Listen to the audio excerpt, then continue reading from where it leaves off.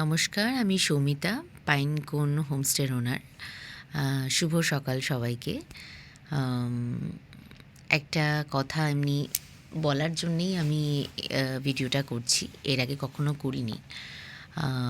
সেটা হলো আমরা যারা নতুন হোমস্টে বিজনেসে এসেছি, অনেককেই দেখেছি, অনেক ট্যুর এজেন্সি আছেন, আ যারা নতুনদের সাথে কাজ করতে চান না খুব একটা।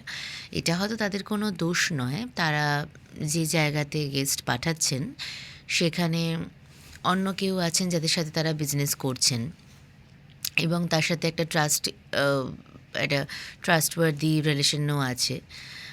সেই জন্য হয়তো নতুনদের সাথে তারা খুব একটা কাজ করতে চান না।